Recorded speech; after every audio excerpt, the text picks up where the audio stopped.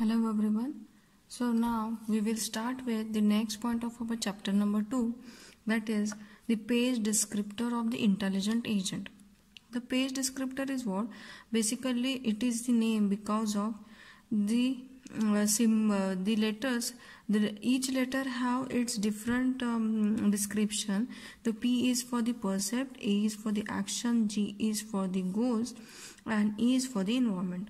Now first we will see one by one in detail. The first one is a percept. The percept is what? The percept is the number of inputs to your AI system. The percept is what? It is the number of inputs to your AI system. And what is the actions? The action is nothing but the output of your AI system. The action is the output of your AI, it is a output of your AI system. And what is goal then? The goal is nothing but what the agent is expected to achieve. The goal is nothing but what the agent is expected to achieve. So this is nothing but your goal. And next one is the environment. So what is environment then? So it is nothing but what the agent is interacting with one. The agent is interacting with one. How the agent is going to interacting with one.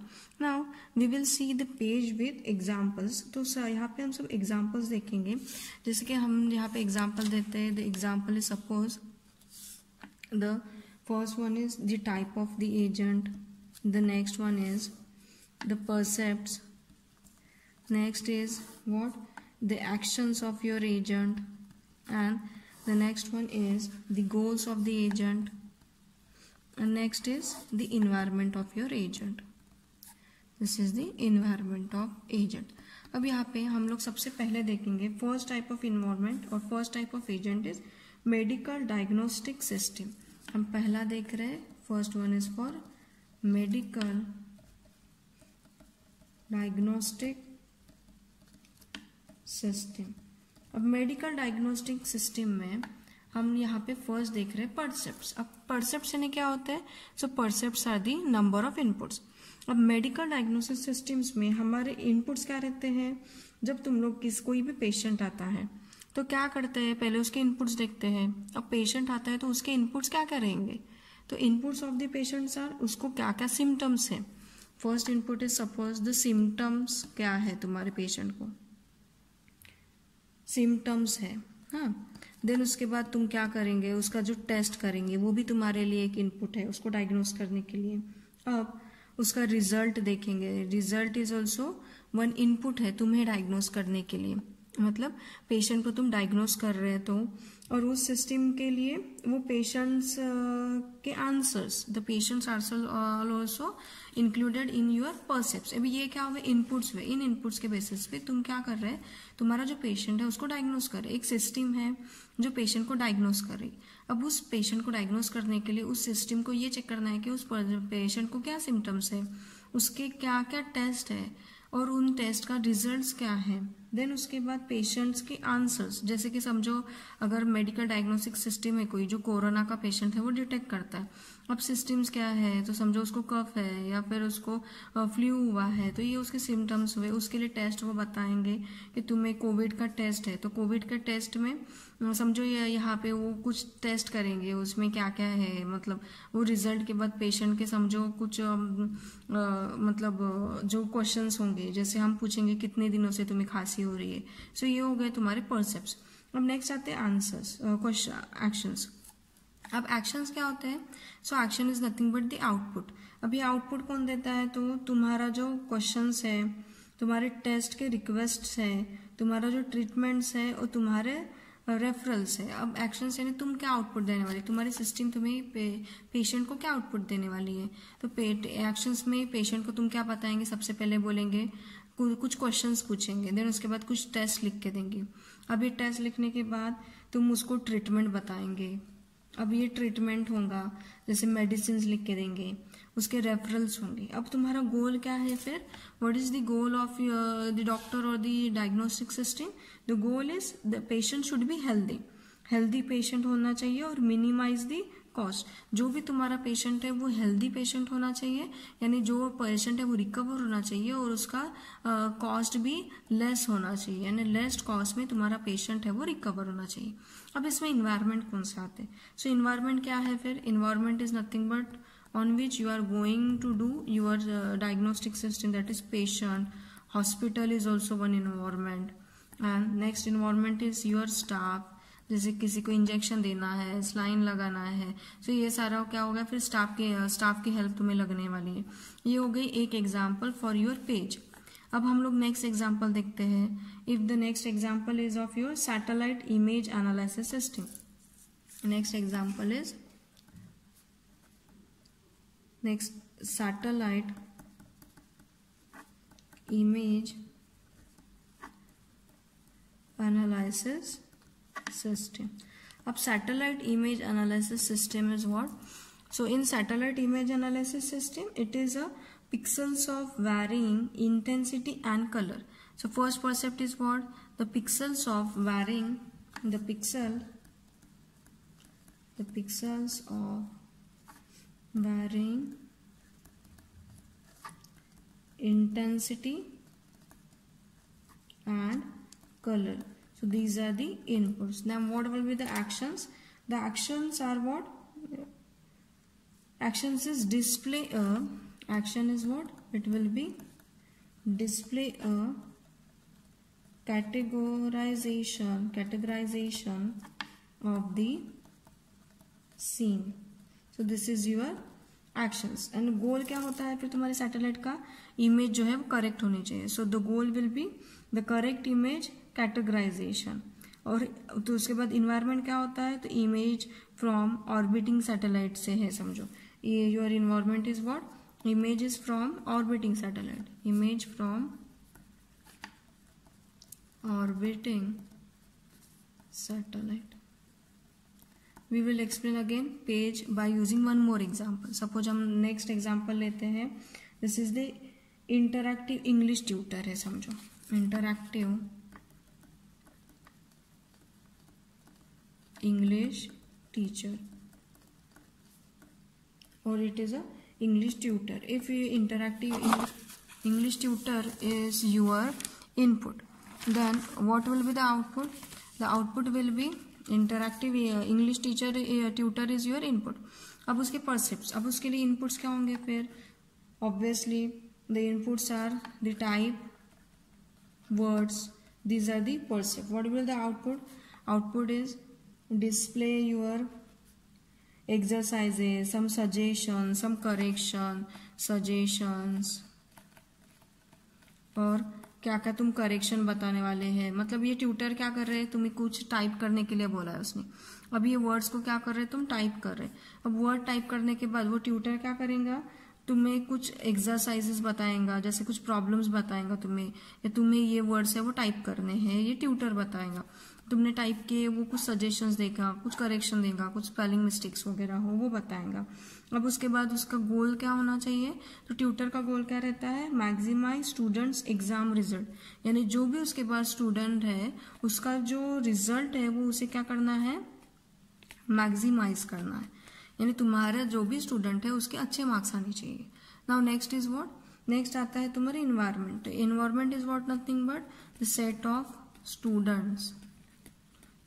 students or the exam paper. So this is what your environment. Hope that I am you all understand the page description. अब तुम्हारा comment section में write करना है the page for your batsman or the page for keyboard.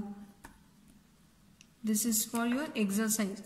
ये exercise है, you have to write it in comment section for batsman, keyboard and refinery controller,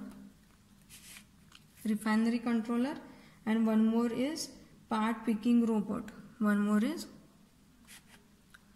part picking robot. अब ये जो part picking robot है क्या कर रहा है, वो सब इसको भी अगर इनपुट्स है वो वेरिंग इनपुट्स होनी चाहिए, उसके आउटपुट्स क्या पार्ट्स है, क्या बीन्स है, उसके जो बेड्स है, बीन्स है, ये सारे तुम्हें एज एन इनपुट या फिर आउटपुट कंसिडर करने हैं। सो इसका पेज जो भी है वो कमेंट सेक्शन में लिख के बताना है for your batsman, for the keyboard, refining controller and last one is a part picking robot. So this is overall your page description of the intelligent agent. अब next one is what? Next is agent program. Next point is agent program. Now what is agent program then? Agent program. Next one is agent program. अब agent program क्या होता है? सो agent programme वो होता है जो agent के performance को मेजर करता है। अब ये जो परफॉर्मेंस मेजर है ये दो टाइप से होते हैं। The first one is ideal mapping, and now second one is the performance measure. Second one is performance measure. अब ये जो एजेंट का प्रोग्राम है इसका आइडियल मैपिंग क्या होता है? So first one is the ideal mapping. It is nothing but the agent should need to take the things at any point in the time. यानी तुमको जो भी ऑपरेशन परफॉर्म करना है वो तुम किसी भी टाइम पे ले सकते हैं। So ये होता है आइडियल मैपिंग होती है, यानी किसी भी कंडीशन में तुम्हारा परफॉर्मेंस है वो मेजर कर सकते हैं, परफॉर्मेंस प्रोवाइड कर सकते हैं। अब जब परफॉर्मेंस मेजर आता है so it is what? It is nothing but how successful an agent is. It is measure in terms of the speed, efficiency और एक्यूरेसी क्या है तुम्हारे एजेंट की, पावर। सो ये सारा कैसे मेजर किया जाता है? This is nothing but efficiency of your agent. और इसका परफॉर्मेंस कैसे मेजर किया जाता है? तो पावर है उसका, या फिर उसका यूसेज है, या फिर उसकी क्वालिटी है। सो ये सबसे तुम्हारे एजेंट की परफॉर्मेंस से वो मेजर की जाती है, quality. Next one is accuracy. अब एक्यूरेसी है। नेक्स्ट इज क्वालिटी है, उसको कितना मनी स्पेंड होने वाला है, उसकी इफिशिएंसी क्या है, उसकी स्पीड क्या है। सो ये सब आता है तुम्हारे एजेंट का परफॉर्मेंस। अब जैसे कि हमें समझो कोई एक मेमोरी है, अब मेमोरी का परफॉर्मेंस हम कैसे मेजर करेंगे? तो मेमोरी के लिए हम लोग अपडेट करते हैं या फिर चूज करते हैं। अब मेमोरी जब अपडेट करती है कोई भी डेटा, जैसे अगर समझो मेमोरी है तो मेमोरी के लिए कोई भी डेटा अपडेट करने के लिए तो कितने टाइम में डेटा है वो अपडेट हो रहा है। अब डेटा अपडेट होने के बाद कितना स्पेस ऑक्यूपाई कर रहा है, देन उसके बाद उसको कितना टाइम लग रहा है। तो ये सारा क्या हो गया? हमारे मेमोरी का परफॉर्मेंस हो गया। वैसे तुम्हारे एजेंट का परफॉर्मेंस है, अगर तुमने एग्जांपल लिए जैसे वैक्यूम क्लीनर एजेंट, तो वैक्यूम क्लीनर एजेंट में भी उसका आइडियल मेथड क्या है? Ideal mapping. जैसे कि एक ही सिचुएशन में उसे क्या पता है कि पूरा कंप्लीट रूम है वो क्लीन होना चाहिए। अब उसके परफॉर्मेंस मेजर तुमने क्या देखे? रूम है वो कंप्लीट क्लीन हुआ क्या? अब जब परफॉर्मेंस मेजर आती है तो कितने टाइम में उसने रूम क्लीन किया, क्या क्वालिटी दिया उसने, कंप्लीट रूम क्लीन किया है क्या, थोड़ी बहुत डस्ट है वो रिमेन है। तो ये सारा होता है फिर तुम्हारा परफॉर्मेंस मेजर। अब इसके बाद तुम्हारे सब एट्रीब्यूट्स होते हैं। So attributes of the intelligent agent. अब इंटेलिजेंट एजेंट के एट्रीब्यूट्स कौन से होते हैं? जो first attribute of your intelligent agent is, now we will see the attributes of the intelligent agent. अब attributes of intelligent agent, first one is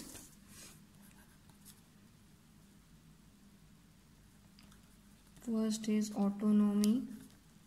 Now second one is, the first one is the autonomy. These are the performance measure for your intelligent agent. First is the autonomy.